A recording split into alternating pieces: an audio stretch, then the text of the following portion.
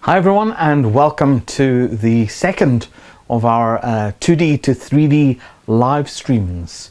In terms of why is it 2D to 3D, well, this is actually being filmed natively, so this isn't a conversion, but most of the stuff you're going to watch will be either related to conversions or will have been converted, probably especially for this little live stream demonstration. Some of it's a little bit wilder than some of the stuff we release, because obviously the amount of time that we have to spend on it's not as much as when we were working on one of our Blu-rays. I'm also joined today by Cheryl, who is my security, and if you get raucous while I'm busy talking today, Cheryl will be there to poke your eyes out, so do please be very careful. Cheryl is quite a dangerous beast. As you can see, she's quite heavily camouflaged as well, so you might not see her coming. She might just suddenly appear and peck you, so just one of those things to make sure you're aware and you're very, very careful. So we've got quite a lot of stuff today to talk about, quite a few clips to show, trailers, this, that and the other, a whole load of exciting stuff. So instead of me just blethering on, why don't I get into the meat of what we're here to look at. The first thing I'm actually going to show you, just for a laugh, this is a conversion I've done. I know I go on quite regularly about legalities and not taking other people's copyright, but this came up on one of the Facebook groups and I thought, oh, this will be a bit of a laugh. So we're only doing it for fun, nobody's making any money out of this. But what we've done is we've taken the Disney Star Tours and we've converted it into 3D. Now, of course, the laugh was, the initial chat on Facebook was about it being in 3D, and apparently it never was in 3D in the first place. This is, we're talking about, is the original Star Tours from way back. Anyway, regardless of that, we've got a nice little conversion here to show you. The footage, some of it's come from like what looks like old VHS sources, so it wasn't great, but actually overall I think this isn't a bad kind of thing just to kind of start off with for a bit of fun, especially if you watch this on the big screen. It's really kind of quite crazy. So without any further ado, here is Star Tours in 3D.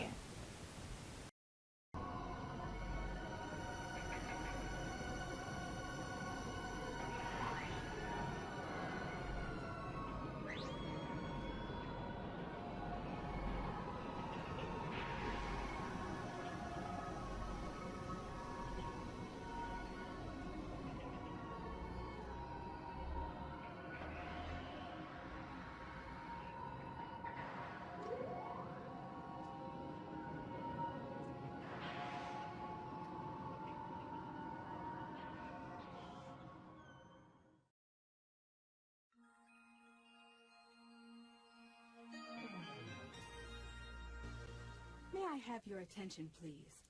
At this time, I'd like to take a moment to review our boarding process with you. When the automatic doors have opened, please proceed directly across the ramp into the cabin. Continue to move all the way across your aisle, filling in every available seat. For your safety, all passengers are required to wear safety restraints throughout the flight. To fasten the restraint, pull the strap out from the right side of the seat and snap it into the console on your left. Galactic regulations require that all carry-on items be safely stowed beneath your seat. While on board, Flash photography is not permitted. And please, no smoking at any time. If you have any questions, feel free to ask an attendant. You'll be boarding in just a few moments. Thank you, and have a pleasant tour.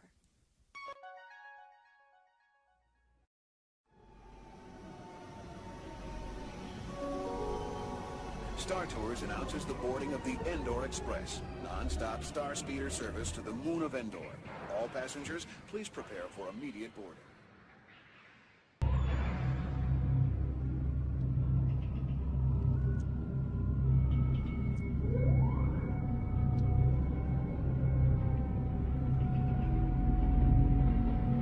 Hello, I am C-3PO, Human Cyborg Relations. Welcome aboard the Star Speeder 3000. Please make sure your safety restraints are securely fastened at this time. To fasten, pull the strap out from the right side of the seat and snap it into the console on your left. Galactic regulations require that all carry-on items be safely stowed beneath your seats. Oh, and flash photography and smoking are absolutely prohibited while on board. Thank you, and do have a nice flight.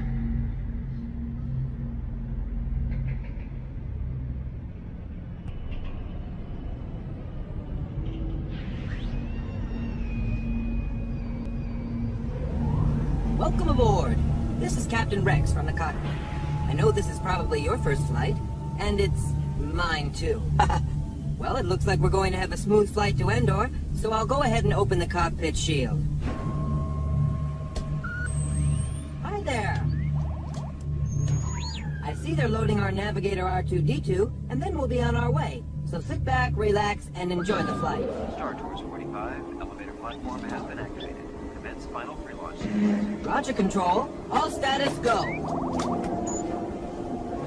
ST-45, you are clear for takeoff. Contact departure control at 120.4. Copy 120.4. You're going the wrong way. Stop it. Wrong way! Brakes! Brakes! Where are the brakes?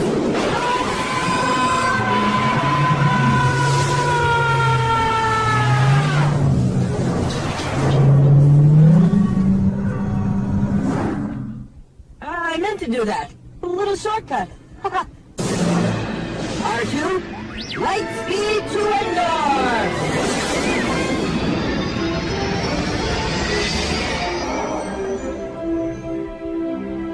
R2, we passed the Endor moon! Now what's the matter? Comets? Comets! Ladies and gentlemen, there may be some turbulence up ahead. Make sure your seatbelts are fastened.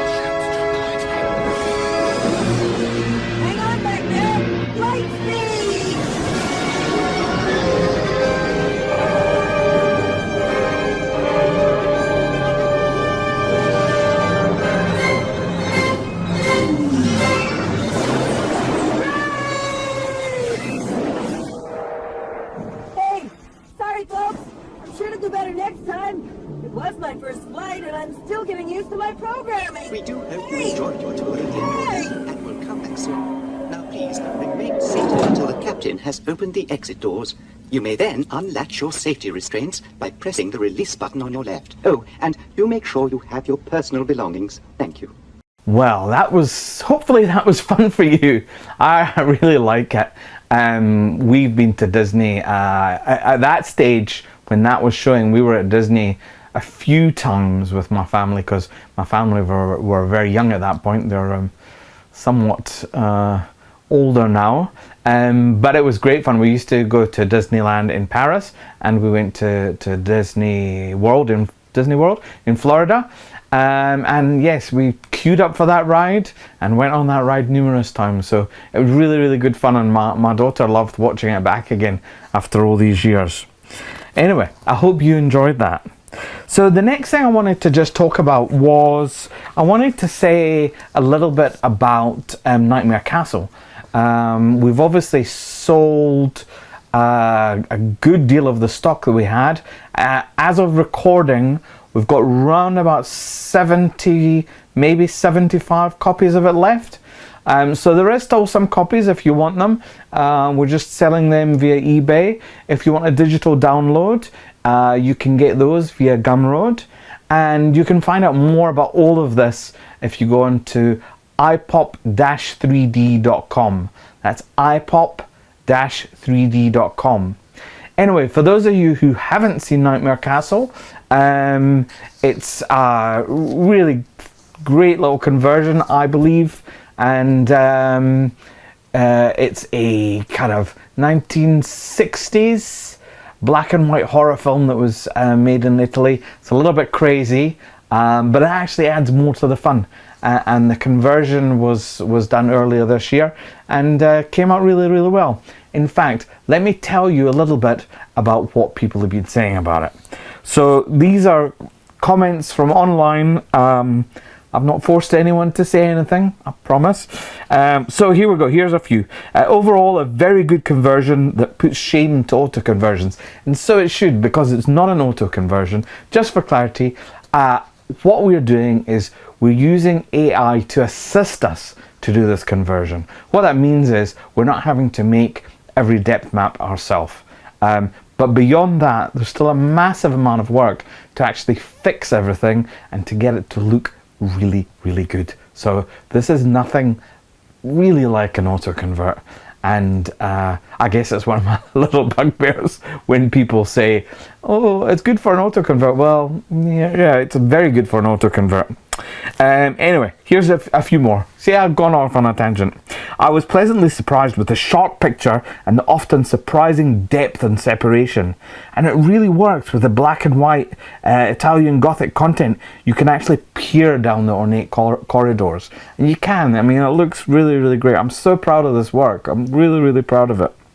Exterior shots are especially good in 3D, having the room for much more depth rather than the mostly drawing room drama style of the bulk of the movie. Which is kind of interesting, saying the opposite of what the other person said, but that's all good. That's all good. I give the 3D 5 out of 5 stars. Wow, that's pretty good. Here's another one. I was floored by how great Nightmare Castle appeared in 3D. Realistic spatial placement, separation, and movement certainly enhanced its gothic black and white atmosphere. Never anticipating how much a pleasure this was to be. Thank you very much for your comments. But everyone, thank you very much for your comments. We've had almost only enthusiastic and positive comments. The negative ones were probably more due to shipping, which is, you know, an ongoing nightmare from here, trying to get stuff to the US, because most of these discs sell in the US. However, as most of you will know, we will now be shipping in the US. On the next film, production's all been done in the US. The conversion's been done in the US. The production and the shipping is all happening in the US. Here's another one, quick one. I, for one, am very impressed by how great this 3D conversion turned out. I found no instances of ghosting. The 3D depth was impressive, and apart from a few seconds of speckling on the film, which was obviously present on the source material, the entire film was clean. Beautiful. And let me just do one last one, a very good conversion, especially for a first feature-length attempt. And that's the truth. This was actually the first attempt at converting a feature film. And I can't even say any more apart from, you know, I'm very, very pleased with how it came out. I'm very, very proud of this as a project. So what I'm going to do now is quickly run the trailer for Nightmare Castle, and then after that we'll get on to the next bits of the show. So here is the trailer for Nightmare Castle.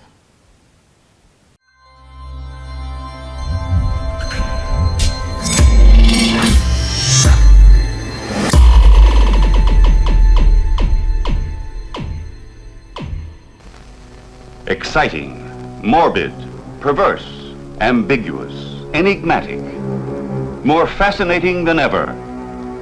Barbara Steele in an original and passionate interpretation of the double role of Muriel and Jenny. Jenny, tender, fragile, romantic.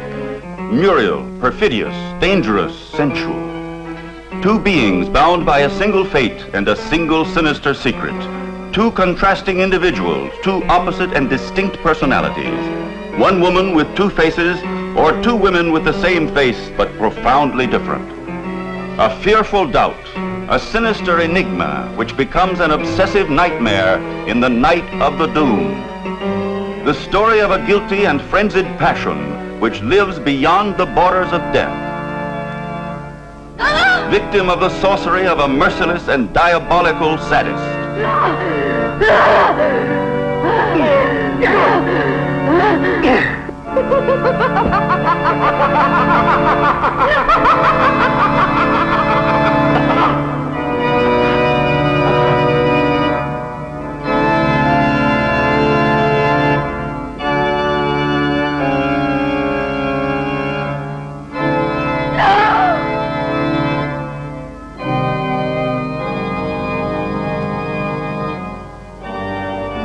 I'll stay with you with my body and my senses until someone comes and destroys my heart.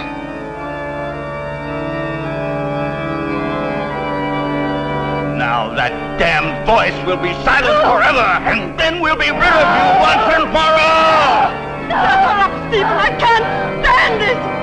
In the blood-curdling atmosphere of a thrilling drama in which the forces of evil unleash their sorcery and open the gates of the unknown, reality and nightmare merge, sweeping the possessed lovers into the night of the doomed. About last night.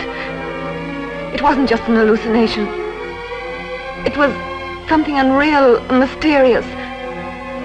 And when I was in bed, I knew I was with you when I heard the heartbeats. I was awake, and also when you took... I know, my dear. You told me. But it can't have been anything but delirium in your mind. Your wife is not mad, but she runs the risk of becoming so if she continues to live here in this castle. Is it perhaps the eye of a sick mind which calls up visions that trespass upon the other world? Or are they the fears, the boundless hatred and terror of a monstrous reality that drag a human being to the edge of madness?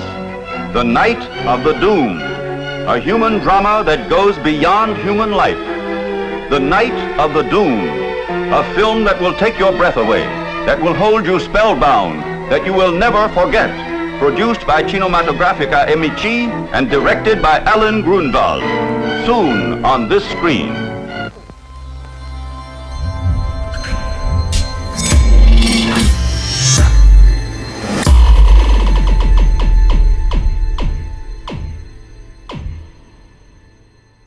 Great stuff. Well, I hope you enjoyed that, and I think I've gone on enough about Nightmare Castle, but just to remind you again, if you haven't got a copy and you'd like a copy, it's AIPOP-3D.com. That's IPOP-3D.com. Hopefully we'll see you there. Right, next. The next piece of our show is probably the biggest chunk of it, and this is a conversation between Alex Folk and myself, And Alex is the guy who has done the conversion of House on Haunted Hill pretty much single-handedly. He's had input from Phil and myself, egging him on, probably irritating him. And we have a general we've got a good little working practice within the team. So I really don't think I need to say any more, but let's move on and let's have a look at my chat with Alex.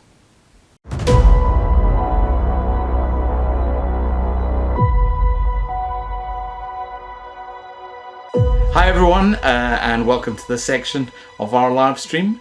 I'm very glad to be able to speak today with Alex, who is really the main man behind House on Haunted Hill. Over the last 6 months, or even maybe more, the amount of hours Alex has put into this project is just crazy. I mean, the results are just, well, astounding, as you're going to see yourself. So without any further ado, let me say hi to Alex, and then he can introduce himself, and we've got a few questions that we can chat through. So, hi Alex. Hey Andrew, good to be talking with you. Yeah, how are you? Oh, doing well. It's been a busy, I was going to say a busy week, but I guess it's been a busy month or busy few months, but I'm enjoying the work so far. Good. So I thought as maybe the first sort of question, I mean, obviously we've got to know each other over the last 6 months or so, but I thought maybe for the viewers you could tell us a little bit about yourself and where you are and yeah, just your life. Oh yeah, I'm in Cincinnati, Ohio, so we are 6 hours apart, which always makes coordinating our group chats interesting. I always know I'm in trouble if I'm up late enough that you're sending me messages while I'm still up because it's morning for you. But yeah, I work in finance in my day job. Nothing to do with movie production or anything, but I've always had a fascination with video editing, and I started doing 3D conversion work. My first photos where I was drawing depth maps in like Microsoft Paint back in 2007, 2008 or whatever. So it's been a long process, and it's really fun to see, where we're coming with the technology now and what we can do. Yeah, I mean, the technology's just made this viable for us. I mean, if we go back even 5 years, the AI stuff that's kind of helping us to get there, it was nowhere near like it is now. I mean, now it's still tough, and I think people who kind of have a go at it kind of realize that it is tough. But I mean, it would have been impossible 5 years ago to kind of do what we're doing. I tell you, the other thing that was really interesting was you were telling me about you had an issue with stereoscopic vision previously, and I just thought it was like, I obviously know some people can't see it, but I was amazed to hear that you'd kind of trained yourself. So I wonder if you could tell us a bit about that. Yeah. I think that's probably why I'm as into 3D as I am now. When I was born, I had some pretty rare eye issues, cataracts, combined with amblyopia, which is lazy eye. So I had like 6 or 7 surgeries before I was 5 years old, and I didn't realize that I wasn't seeing 3D. But because my eyes were at such either looking different directions, or one was blind for a while with the cataracts, I never developed binocular fusion, where your eyes combine together to see the separate images that create the depth. The first time I had a hint that I wasn't seeing it, my mom was doing those Magic Eye books from the 80s, the little squiggly patterns, and then I would stare for hours, and I would get so mad, and my mom was getting mad that I wasn't doing it right, and it turned out it wasn't my fault, Mom. I couldn't see 3D, so that was the first hint. And then I went to see Avatar for the first time in 2009. I was excited to see a 3D movie. Went with a friend of mine. We saw a midnight showing, and when we got out, I turned to her and I said, the movie was pretty cool, I guess, but the 3D was just nothing. It's a gimmick. She looked at me like I was crazy. And that's when I realized I was missing something. So I started doing some research. I found a book that I think had been newly released at the time, Fixing My Gaze by Dr. Susan Berry. I've seen it referenced. I'll say hello to my dog here if you can see him on my lap. Hello. It's storming and he's scared of thunder. So this lady had realized that she couldn't see 3D and had learned to teach herself working with Dr. Oliver Sacks, the neurologist. So I started doing exercises. I started watching 3D movies as much as I could. I would stare, just going cross-eyed at Avatar. I probably saw that 100 times. I can quote every line of the dang movie. Every once in a while, I'd get a little glimpse of 3D. There's exercises where you can kind of focus on the far finger, focus on the closed finger to practice getting the muscles to work together. And eventually, I finally get little glimpses here and there. And over time, I would see something new, and I remember just multiple times just being so emotional, seeing this new depth to the world that I had no clue I was missing.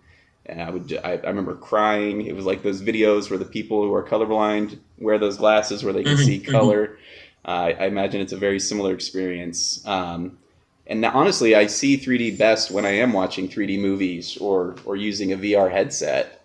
So it's very very much just a new experience for me, even to this point. So, I mean, that's quite amazing, and of course, it's almost like doubly amazing. Here you are sitting in your spare time, like doing all this masterful conversion work.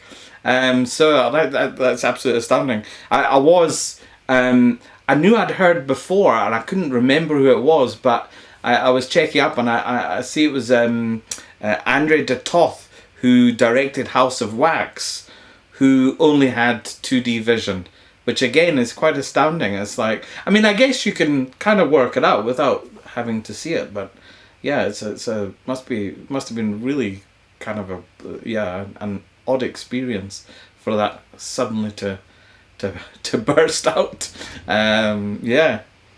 Let's chat a little bit about the whole conversion stuff. I mean, without going into like the depths of the pain and what you've been doing. If you could do like any movie, as in any movie that you're going to get released, not just do it because you could obviously could. What movie would you like to do that you could actually convert and then release?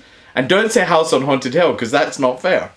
Honestly, House on Haunted Hill is like the perfect movie for me. I love movies where people are stuck in a place together. And, I'm looking through, I've been browsing the public domain lists. You're saying like the public domain movies that we might actually be able to do? Well, or anything. No, this question is just open. Just if you could do any film and you were going to spend a lot of time and effort on it, what would it be? I think rewatchability is the key for me. It needs to be something, if I'm going to put this much time into it, that I can watch over and over again. So I think I'm going to have to go with The Sound of Music, which might really? Be... That's an interesting one. It's a very sentimental movie. Obviously my parents and my grandparents actually fled Germany during the war, so there's a little bit of a connection there. And I just love the music. So it's one of those things that you can just get in and watch over and over again, which... Yeah. If you're going to put 500 or 1,000 hours into it, you better be able to get some viewings. Exactly. I tell you what, that's not one that's come up on any of the kind of the sort of when I've put out questions and say, what film would you like to see? But Sound of Music, I wasn't expecting that, I must say. I did Steven Spielberg, West Side Story. He shoots, I mean, you've seen the Jurassic Park conversion, obviously. He shoots in a way that really complements that. So I did an auto convert on West Side Story for myself, and it worked really well, actually. Yeah.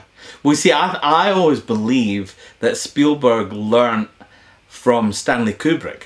Because, Spielberg went on to complete AI that Kubrick had started, he'd started development of it, but he'd never filmed anything.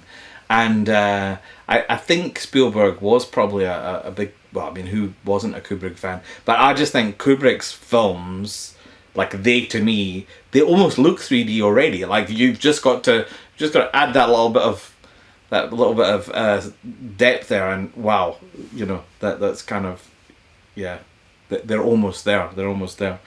So yeah, so also talking about the whole 3D film thing, what would you say is your favorite 3D film? I know this is a bit kind of paint by numbers questions, but it's just always interesting to find out, you know. Yeah, I think the one that I come back to the most is probably the conversion of Jurassic Park. It's just absolutely phenomenal that was, I mean, still early days for the conversion process. 2013, I think it came out. And so up to that point, Titanic had been the year before, which was really good as well. I really loved the Titanic conversion, but Jurassic Park, just almost better depth and separation than many native shot 3D movies, especially of that early 2010s era where they were all pretty mild. Mm-hmm. So yeah, I'm going to have to go with, I think Jurassic Park, obviously Avatar. Yeah, I mean, Jurassic Park was just astounding. I mean, yeah. That and Titanic, when I saw those conversions, I like, because obviously all of us kind of lived through that stage where you had Clash of the Titans, Clash of the Titans was it? Yeah, Clash of the Titans, where they made such a mess of it, and you go, so that's what conversions are like, and that's what's really given conversions such a bad name. I mean, rush jobs, flat cardboard cutouts, weird warping things. It's like, man, you know, they're like, why do they do so much harm to themselves for like a quick buck? It was like very silly. But yeah, once you saw those conversions, you're like, oh, right. Oh, wow. Right. So this can look real. This doesn't, you know, this doesn't need to look like a conversion like that. So yeah, Alex, here's the big question, right? Tell us a little bit. Now, I'm only saying a little bit about converting a house on Haunted Hill, because I'm sure you could tell us an awful lot. But yeah, tell us how that's gone and is still going at this moment, in fact. Yeah, you'll have to cut me off after the 5 or 10 minute mark here, because I won't be able to stop. I really love working on the movie. It's so fun to go through a scene and see it evolve, you know, over the last 6 months as I go through step by step. The biggest chunk of time, I would say, has been fixing the depth maps. The AI generates really, really good base depth maps. Obviously, we take multiple different depth maps of different scenes, and there's different models and versions of the depth maps. All of them have their strengths and weaknesses, and we try to model it per scene to which one's going to work best. But there's still a lot of work that has to be done to make these depth maps really pop. I'm sure that a lot of people watching this by now have seen at least one or two of the auto conversions online, when they're true auto conversions, where somebody just takes the AI depth map, runs it through a displacement system, 3D Combine or DaVinci Resolve or After Effects, and comes up with whatever the computer gives them, basically. And you can get pretty impressive results, and certain scenes will look really good, but there's always going to be stuff that is missed. And so most of my time has been going through and saying, oh, this tuft of hair doesn't pop right. It's disconnected from her head, or that candlestick isn't connected to the base. It's flat against the wall, and it's going through frame by frame, basically, tracing these things out and making sure, you know, certain things are caught, but they're at the wrong level. And then adjusting the brightness of the depth map, the black and white representation of the depth of the scene. So that is by far the most time-consuming and most important part. And then from there, it's going through shot by shot and figuring out how do I want to, I kind of call it sculpt the 3D. Where's the stereo window going to be? Where's the focus of the frame? There's different schools of thought on how to work that. You know, is there an opportunity to have something pop forward in this shot, or does it all need to be back? How does it tie into the emotion of the scene? How do you emphasize what the director was trying to say, or with a movie this old, what you think the director was trying to get across? So there's still a lot of work there, and then you come across a scene that you want it to look amazing in 3D because it's framed. There's some shots in Haunted Hill that are framed so perfectly. I've just been working on one where Vincent Price is doing some action with a champagne bottle that I don't want to spoil if you haven't seen it. And it's just one of those scenes that you watch and you're like, wow, this. I mean, I think William Castle shot 2 or 3 movies in 3D. I know he did, I think, Fort Ty. I think he did a couple others. And I think he... I didn't realize. Maybe I'm wrong, don't quote me. But I believe he did. It looks, some of this stuff looks like he had the 3D composition in mind. And it's, how can I bring this out and keep it looking good? And maximize the depth. And there are some scenes where it's tougher than others. There's a lot of deep focus in Haunted Hill, and the backgrounds can get tricky, so you have to do some work to make almost a clean plate, so that when there's occlusion, you're seeing something back behind an object. How do you do that without the warping that you can see in the auto conversions? And obviously there's still going to be some of that if you're looking for it, but there's ways that you can definitely mitigate that. So then that's been kind of what I'm working on lately now that I'm mostly done with the depth maps. Just figuring out how to make each scene really stand out. I think that's one of the things that I tried to kind of emphasize when we were doing Nightmare Castle is, I think if you judge these conversions by their best shots, you'll be absolutely blown away. If you just find the one shot where, we've struggled and we've just managed to kind of, get a bit of depth in it and get it to look okay. If you're going to judge it by that, then, you're going to maybe not be as enthusiastic. So, but I mean, certainly on Nightmare Castle, which I don't think is as good as what you've done, we've had good feedback. So I'm pretty sure on House on Haunted Hill, we're going to have, phenomenal feedback. And certainly during this live stream, I'm not sure where we're playing this, but during the live stream, I'll be showing a clip or two and or maybe the trailer. I'm not sure at this stage. We'll decide once we're closer to the point. But yeah, I mean, you're doing a phenomenal job, and I mean, the time you're putting in is just crazy. It might be literally crazy. Well, that's it. I think that's the other thing. I mean, well, we've not kind of really mentioned Phil very much, but I mean, the three of us all kind of are constantly chatting and kind of comparing notes and saying, try this, try that. Although you two use Resolve, whereas I use After Effects, so you get a bit more technical in your conversations. I just have to talk to myself technically. But I think Phil's very much kind of helping bring kind of ideas on how we can tackle different things as well. And I think just that general kind of cooperation is kind of really beneficial to all of us.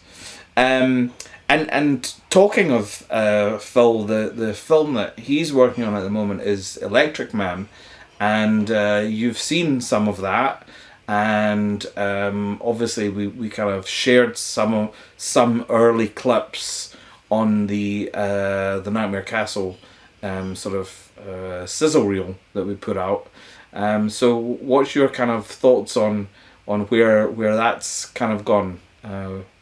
Phil's magic hands. Yeah, I will say that working with you guys has been just awesome and has really driven me to improve my work just with different methods that you're sharing, obviously, and different feedback.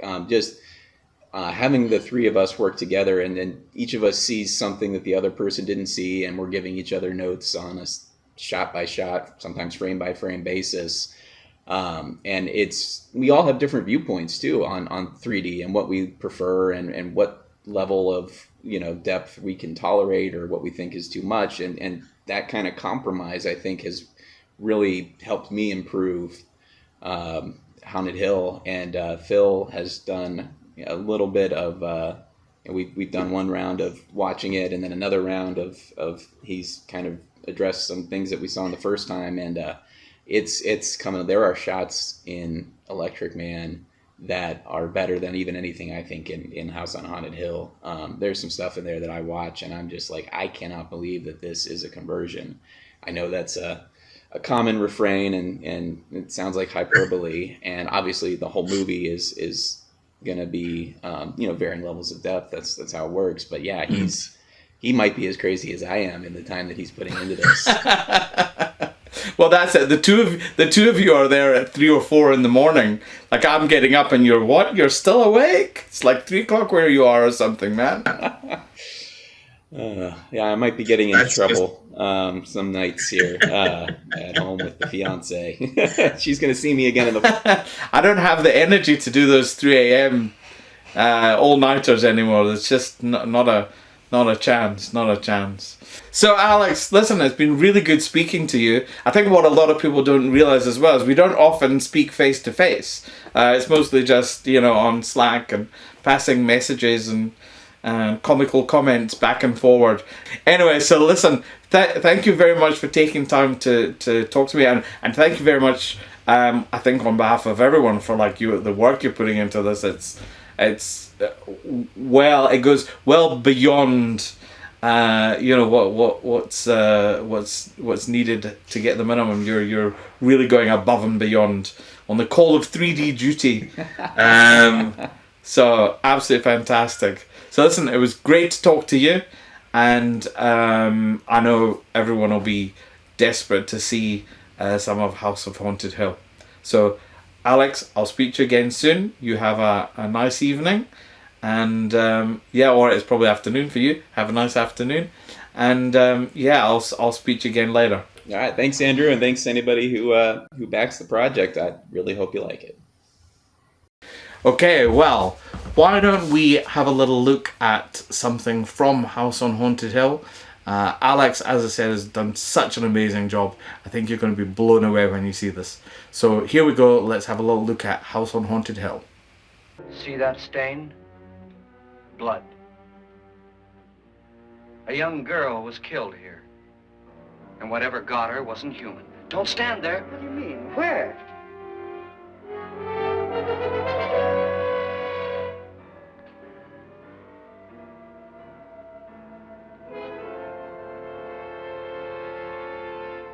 It's too late. They've marked you. Ridiculous. The roof probably leaks. Oh, that must be what it is. Who would want to haunt me? I would say any self-respecting male ghost. I hope it doesn't come back. Well, Mr. Pritchard, you're the life of the party. He hasn't even started yet. Wasn't there a man who threw his wife into a wine vat or something? That was in the cellar. There's been a murder almost every place in this house.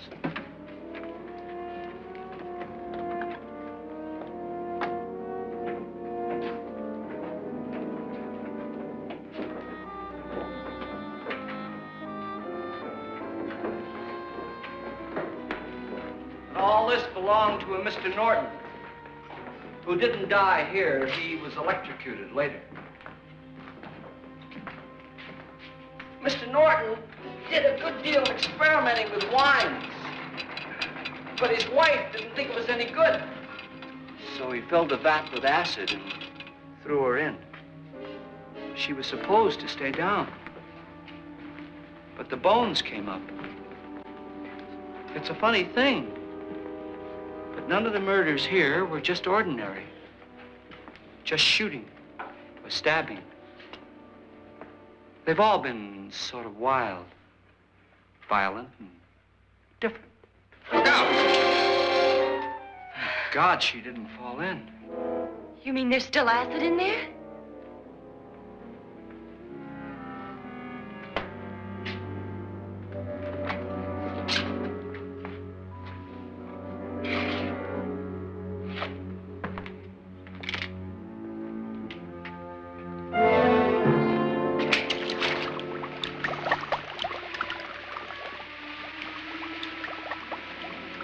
Destroys everything with hair and flesh. Just leaves the bones.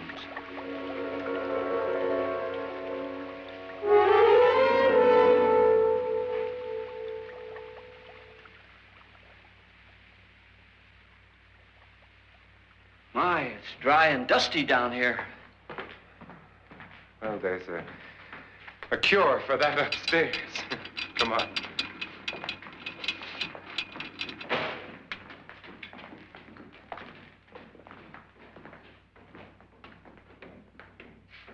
So hopefully you can see the quality of the conversion in that work. I mean, it's absolutely stunning. I've watched it on my 3D TV, I've watched it on my projector, and it is just looking absolutely beautiful.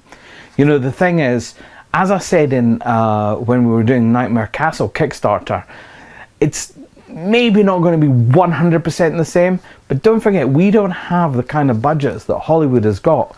We don't have 1 million, 5 million, 10 million, 20 million, whatever it is that Hollywood spends on a typical conversion. We are solely funded by the Blu-rays, by the 3D Blu-rays that you buy, and by the or the digital downloads. That is the only income that we get, and it's really important that if you can help us to spread the news about these discs wider, it's really helpful. We don't have a huge marketing budget, and you know, everything is done by literally 3 or 4 people. That's all. So really, your help and your support is much appreciated. Anyway, oh sorry, before I move on, the Kickstarter for House on Haunted Hill in 3D will now be live, so please do head over there and show us your support, back us. We've got some amazing, really amazing kind of rewards. I'm not joking. When you see the rewards we've got, I'm so pleased and so proud, like a father with a child. It's really tremendous. And give us your backing, and we can keep these 3D conversions rolling as long as we've got an audience for it, and we can, you know, make a little bit of income. So anyway, next thing, I thought, as we were kind of, you know, dealing with haunted houses, it would be fun to show you another episode of Bear Shark that I worked on. This is relevant to 3D conversion because technically all of this this kind of animation was produced in Flash in 2D layers, and then it was brought into After Effects and converted using a kind of not too dissimilar approach to what we're doing here, except as this was about, I don't know, 10, 12 years ago, there was no AI involved. It was all, everything was converted by hand. But I also really like the style that we went with for this cartoon. It's a kind of like, I don't know if you'd call it 2.5D, but it's like, you know, flat planes in 3D space. But you know, the ground planes are there and stuff. I love the look of it. It's another one of these little 3D kind of things that I find really as a visual treat. Anyway, so I should note that I don't have the copyright for this. This is held by Nintendo, but it appears that we can play this without causing any strikes on YouTube. So what I'm going to do is I'm going to play you the episode of Bear Shark called Haunted. Here we go.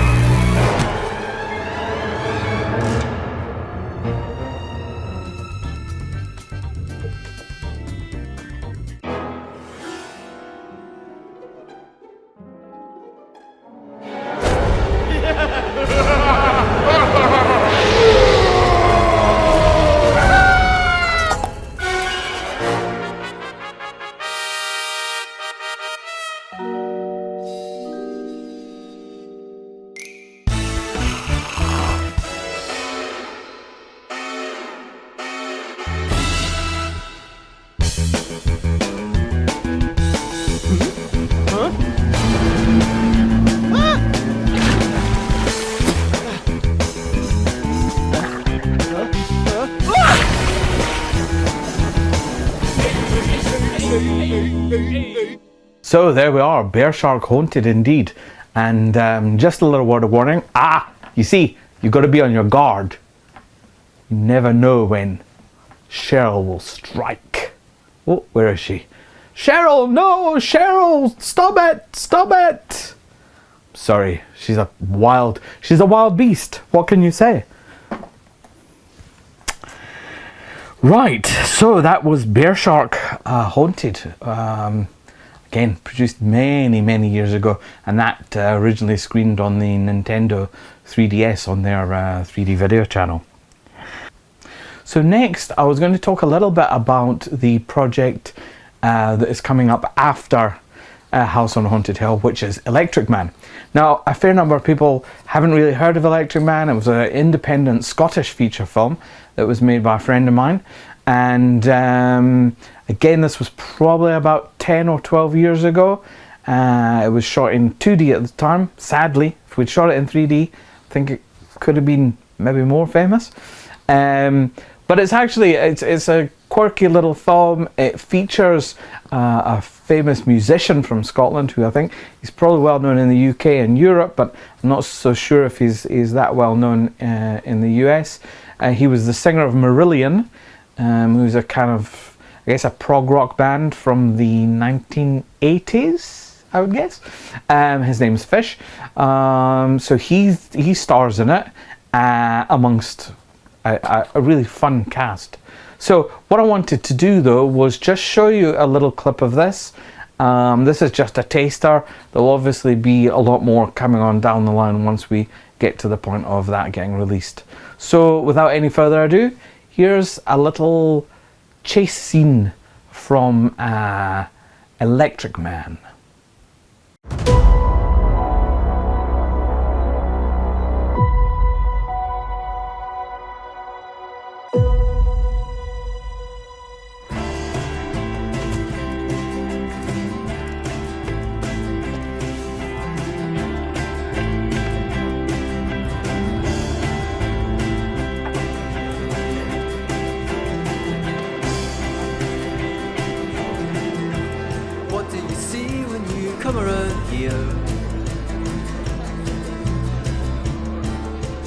Nothing worth staying for. Nothing worth staying for.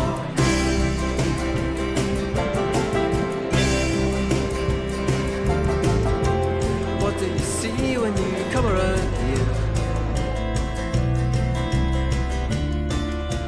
Nothing worth staying for. Nothing worth staying for.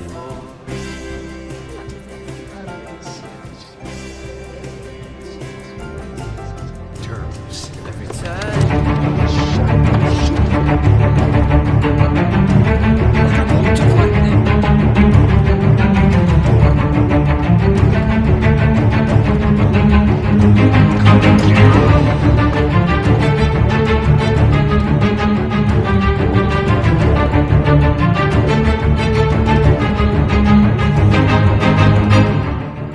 Grab that kid! Stop!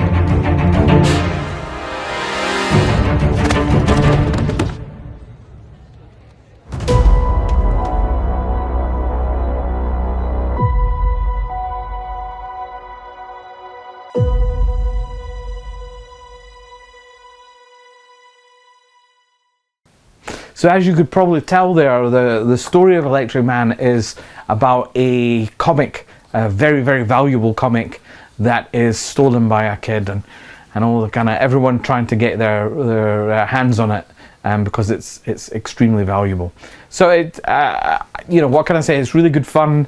I hope that when we come to release it, you'll all back us. We're doing Phil is working away on this, and he's doing an amazing job in the conversion. I mean, Phil's sort of ingenuity at coming up with new approaches to tackle some stuff is absolutely astounding. So yes, Electric Man will be coming soon. I was thinking about what else I could experiment with converting recently, because obviously once you start doing a feature film, especially if you're going to release it, there's a massive amount of effort goes into that, and it's not something you maybe would want to do just for a little live stream, because we literally could spend weeks of months, you know, converting something to get it to the kind of tip-top quality. But what I found was, I actually found some footage of my wife and I diving in the Maldives when we were, one of our dives, well actually one snorkeling, one of our dives was with some manta rays at kind of, I guess they call it like a cleaning station, where they swim around and the little fish nibble at them to clean them. And the other bit of footage was when we were snorkeling, and there was a couple of reasonably decent sized reef sharks kind of swimming around. It was quite hilarious when one of them went by my wife and I'm shouting at her. And I mean, it was as big as she was, so 5 foot something. And I'm shouting, and she literally, it was about a couple of feet away, and she didn't actually see it because it just gone on the side of her. She must have been looking in the opposite direction. Anyway, you'll get a little look at that. So I just thought it was like a bit of fun to show this, completely irrelevant, and it's just something a little bit different as opposed to our normal, I guess, films and, you know, that kind of stuff. So here is a little look at some diving in the Maldives.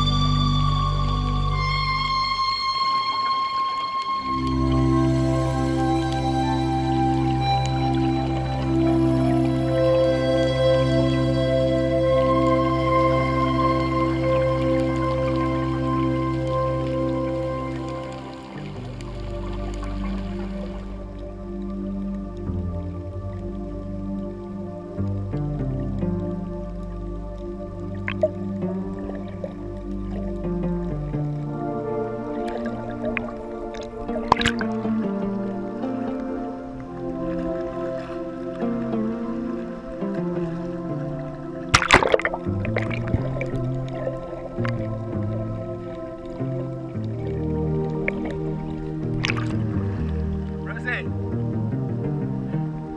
Rosie!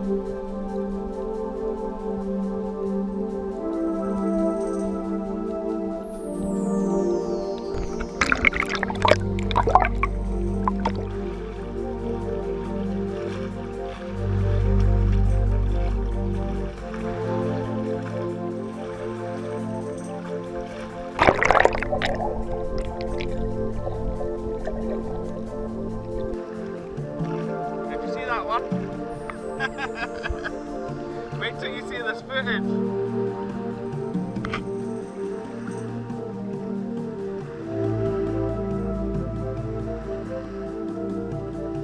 Yeah, wait till you see this footage, you're gonna laugh.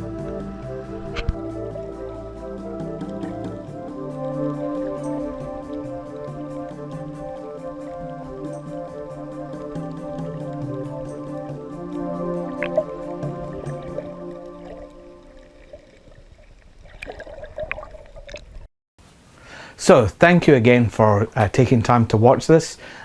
Please do head over to Kickstarter, where you will find out more about which way to hold it there, where you can find out more about House on Haunted Hill and how you can get your hands on a copy of that.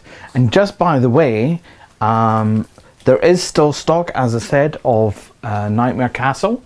That is still available, and I am going to be running a little promotion for copies of this slipcover for Nightmare Castle, which is based on a sort of EC comic cover design. So I'll be running a little promotion for those. If you look out on Facebook and on the website and on the forums, I'll tell you how you can enter our competition to get your hands on one of those Nightmare Castle slipcovers. So without any further ado, thank you again for watching, and I do hope I'll see you again soon. Bye now.